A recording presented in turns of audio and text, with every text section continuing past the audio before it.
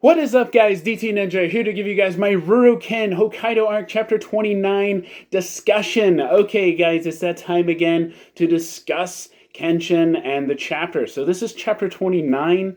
I did my review last week, so I know it's a little late. This is the 2nd of November. That means there's only 2 days until the next chapter comes out. Kind of like last time, but last time it came out a little early. So it's going to be coming out Wednesday, by the way. So yeah, let's get to the discussion. I have 6 questions that I want to further discuss, and I will share some things in my volume, as well as I have some illustrations that I'll be sharing along the way. So, first question: does Kanryu actually believe that he is Gato Ringu? And does he feel that he's truly innocent? Because in this chapter, we find the Otaro base, right? He goes, they find the Otaro base, they find those Yaminobu, they're unpacking there's all these crates with all weaponry, and so at first, they're kind of like laying low, and Ron is the logical one. He's like, okay, let's fall back. Now that we know where it is, let's wait for Kenshin, and then we'll make a plan. But no, Kanryu decides to go, he's like, no, I'm going in. And the reason is because he sees that Gato symbol, that design, that crest that he created, and it's being used for the Kinkaku Heki, and it's like they took his name. And this is what's really interesting. So I guess my question is, does he actually believe that he is this alias that he created, Gato Ringu? Yeah, I actually do believe this, because when you look at him and he sees that crest, he's like, oh, hell no. He's like, no, we're going in there. We're taking back my name, my crest. But when you think about it, how can you take back your crest? I mean, it's being, there's so many crates. It's like, you're going to take all the crates, and there's probably even more. So, it's not logical. It's not logical. But I understand that he's passionate about this character that he's created, Gato Ringu. It's like his alias, the person he became after he was broken out of prison. And of course, he calls it an evacuation. So technically, he didn't break any rules, because the Kinkaku Heki broke him out and he just went along with everyone else. So, but yeah, I actually do believe he is so into this character, this alias that he's created, that he thinks he's this character. He rushes in. Well, technically he doesn't rush. He convinces Aran and Ashitaro to come up with a plan to divert the enemy, steal their weapons, and capture the enemy. Well, this is pretty crazy, because one thing, how are they going to capture the enemy? They don't even know what their powers are. So it's a little selfish on his hand, and you can see him tempting Aran and Ashitaro with money, and they go along with it. And this is what Kenshin was worried about. And you can see him in this chapter. He's like, please, Aran, Ashitaro, don't act on your own. And they didn't. Kanryu is the one that tempted them. So, but yeah, I actually do believe that he believes that he's this person. And I really liked how Aran was like, you shouldn't take fake names so seriously. And Ashitaro's like, you should just forget about the crest. And I agree with him. He should forget about it. But no, he's like really passionate about it. He's like, no, I didn't do anything wrong. Now that it's being used illegally, it's still my name. So I found it interesting in that regard. But yeah, it was kind of stupid on his part to go in there thinking that, you can capture the enemy, but really all he wants is his name. And, Honda is like, that's just a ridiculous, reason, It's a trivial reason, is what he said. Yeah, but that's my feeling. Now, he has 3 nicknames. 2 nicknames, actually. So, Aran and Ashitaro call him Glasses, because he's rather stubborn, and obviously he has glasses. Now, he's actually had this name before when he got broken out of prison. And then the other one is Scumbag Merchant, and that is Kanryu. And that's how Kinkaku Heki see him. That's how Sano sees him. That's how Kenshin sees him. We all know Kanryu, right? He is a scumbag merchant. And then he calls Gato Ringu a mere subcontractor. So a subcontractor. So he's working for them. He was working for them. He called himself a subcontractor. So yeah, that was his role. But he calls himself a mere subcontractor, that Ringu person, but he's very passionate about it. So it almost seems like he's become this person. He believes he is this person. That's how I feel when I read this chapter, that he believes now that he is broken out of prison, he's no longer Kanryu, he's a different man. That's kind of how I see him. Yeah, but it was very interesting to see Kanryu in this chapter. Pretty stupid on his part in some parts. I liked it. It showed a different side of him, but at the same time, in the end, it was really stupid. Okay, number 2. What is Honda Udoku's RuroKen? Okay, now, first of all, RuroKen is his battle type. It's his kind of attack power. So basically, he's got a book, okay? He's got a book. And on that book is a shuriken. Looks like this, right? So you got a shuriken. Actually, it looks more like this one. So on that book, you can see the shuriken here. Well, the actual the battle type is called shuriken. So maybe it's actually a hint that his power is of a shuriken. So maybe we see him using the power writing in the book, right? Because, they're blank pages, but suddenly he's writing and he's talking, but then those pages suddenly are shown. And from what I remember for like Shuriken, Ninja Stars, they're basically hidden daggers, right? They're supposed to be for like covert missions, diversions. It's not supposed to be just like a straight attack, right? It's supposed to divert the enemy, confuse the enemy. So what I'm thinking here is the paper confuses the enemy. So we're drawn to the paper and we see it like, what the hell? But actually, what he's doing is he's going to transform the papers into daggers. And maybe they're even hidden daggers, which would be a reason why it's called the hidden writing blade. So literally, the papers literally turn into daggers like shuriken, and they fly around, and you see Kanryu get cut by one of them, and he didn't even see it coming. So that's kind of how I feel when I talk about his battle type. So maybe the shuriken itself is like a hint at his ability.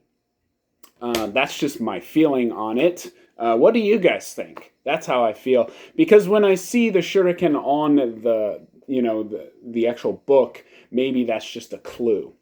But yeah, it's kind of hard to explain like how he actually did it, but like that's just how I think what his attack actually is. So like his papers are shown, you saw like multiple papers, but then suddenly, they just kind of like disappeared in a way. They like turned and transformed. So I think like they transform into shuriken and they literally fly out like daggers.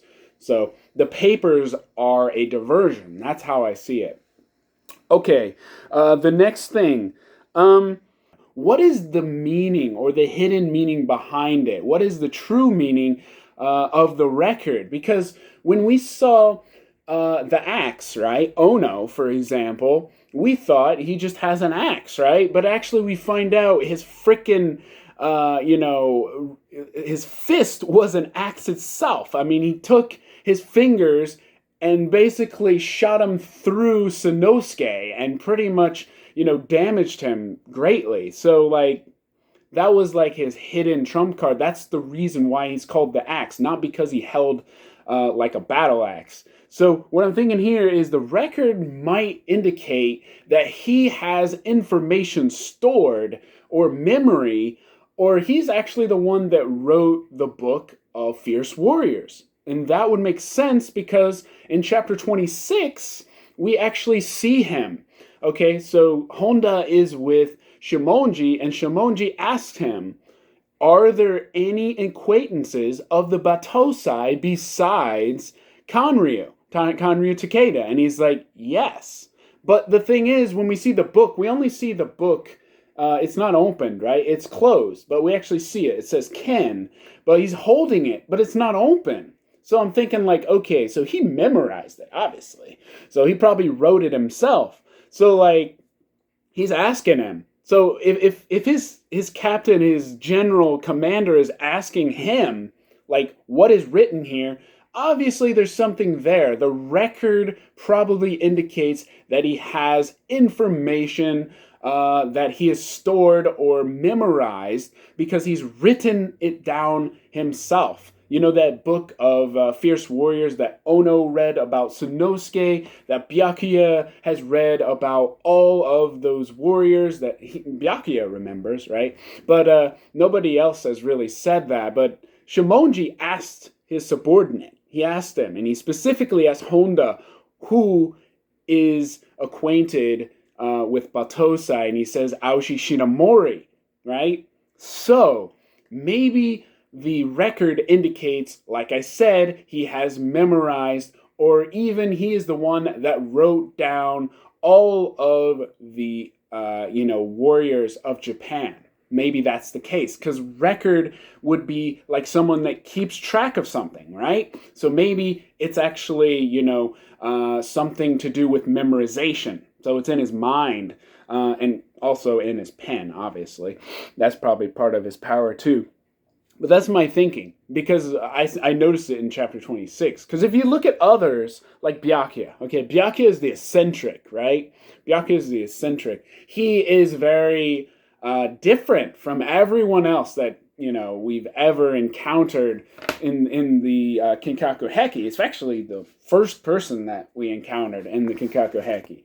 He's very bizarre, right? I mean, he takes a Kuzo Ryosen and he starts laughing like a madman. I mean, nobody's done that. Not even Shishio has done that.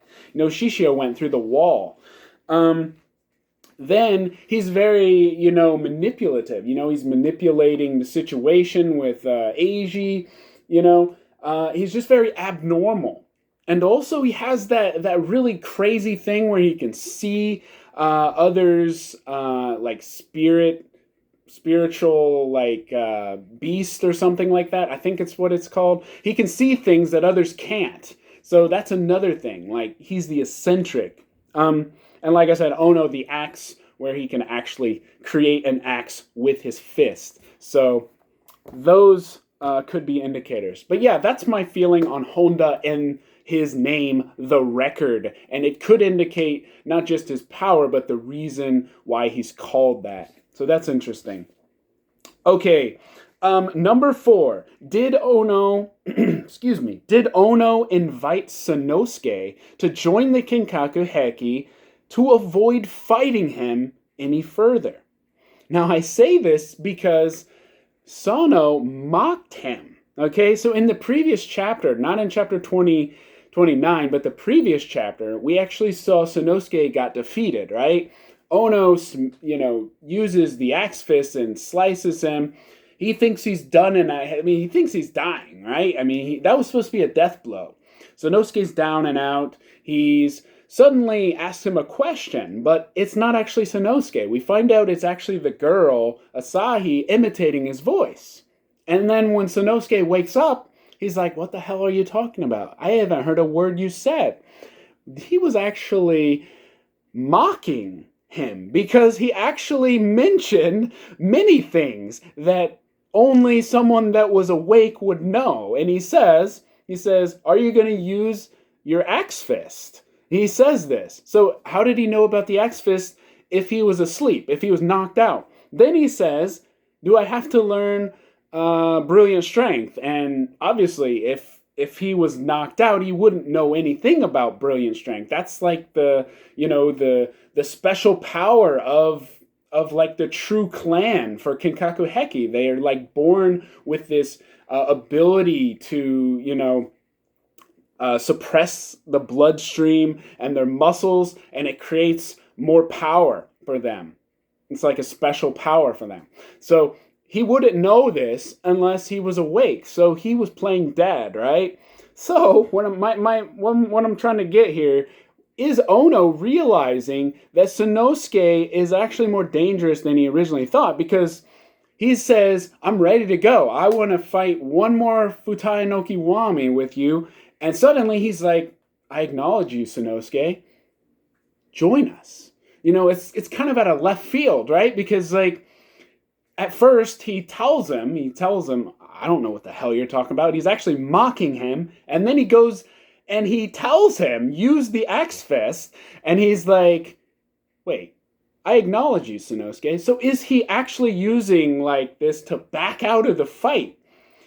Yes and no. Because I think that the Kinkaku Heki are supposed to recruit strong, fighters. But at the same time, is it him backing out? Because, I mean, the X Fist, the splitting X Fist, is his best attack. And Sonosuke survived it. So it's very interesting to think about. It's probably a yes and a no. Like, partially yes and partially no. So like it's like a tactic, but at the same time he does want him to join after seeing how strong he really is. But it might be to avoid getting hurt any further. That's what I'm thinking. Okay, next one. Who are the fierce warriors that were welcomed into the Kinkaku Heki's true clan from the outside? So we actually learned there are 3 warriors in the Kinkaku Heki that are not of the original clan, that they were brought in to the clan from the outside. They're outsiders, but they're part of the Kinkaku Heki, and that's what they're trying to do with Sonosuke here. But who are they? One of them is the Scarred Man. Now, we're talking about the man that mentions Hajime Saito. We're also talking about one of the Byakuya's members of his group. Let me show you what I'm talking about. So, these are Byakuya's group here. I don't know if you guys can see this. I'll probably show a colored scan here so you can see it better. You got Gongu, and then you got the Scarred Man back here, and then there's a guy with like a kendo stick. And I'm kind of wondering, like, we have no idea who he is either. So I'm thinking, like, maybe it's actually Byakuya's group. So, like, Gongu, this Scarred Man, and that guy with a kendo stick is actually the 3 fierce warriors that are outsiders. And that would explain why they're so afraid of Byakuya, because they're kind of newer into the group. And also, I've heard that other members of Kinkaku Heki mentioning Gongu's name, that he's kind of out there and he's kind of troublesome. So I have a feeling that maybe those in Byakuya's group are those members. But that's my thinking. I do want to know who the Scarred Man is, because he has a history with Hajime Saito. He obviously hates him, so he probably faced him in battle. He's probably, one of the adversaries he faced in the revolution, possibly. Or, just in the past. So, but anyways, and then the guy with the kendo stick, I'm like, okay, we haven't heard anything about Kaoru's father, but it kind of worries me that guy has a kendo stick, because I'm like, oh my gosh, like, it's possible, but like, I don't want it to be, it's like, there's a possibility there. That's like, yeah. So anyways, probably Byakuya's group are those members that were brought from the outside to the true clan. That's what I'm thinking. Okay. Okay, guys. So before we get to the last question, I wanted to give Chris JP20 a huge thank you for letting me use his color scans throughout this video, as well as the great intro at the beginning. It's all thanks to his coloring. I just wanted to mention that. The last question. What will Sonosuke's answer be for joining the Kinkaku Heki? Now, Ono is really adamant in wanting to, Sonosuke to join. And that's why he mentions there are others that were outsiders brought into the Kinkaku Heki. That's why he mentions it, is because Sonosuke would be another one of those. Now, he also mentions that he's an Ishin patriot of the revolution. He hates the Meiji government, which is also interesting. It's true. And he says he'll be a great fit for they're a group, so he thinks they'll work well with them. I'd have to agree that, there is some history there with, his hatred for the Meiji government. It's always been there. So that's a little troublesome. And when then at the very end we see Sonosuke's face, it turns to like a serious hatred because he's thinking back to that memory, that despicable memory of him losing Captain Sagara. Not just losing him, but his severed head is there, and you see that evil, sign, the character for evil, bad, right there.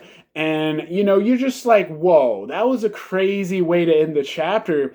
Because, like, I could see Sonosuke saying, I'll join you. But, like, in the back of his mind, he's actually joining, to betray them, find out more about them. But honestly, I don't see him doing that. We saw this with Saito. Remember, Biake tried to get him to join before he fought, and what was his answer? He said, "I'm gonna die fighting. I'm gonna keep fighting. Akusok-san is what I live by. I'm not going to go with you guys." And he basically gets destroyed by Biake, but in the same time, he didn't waver from his way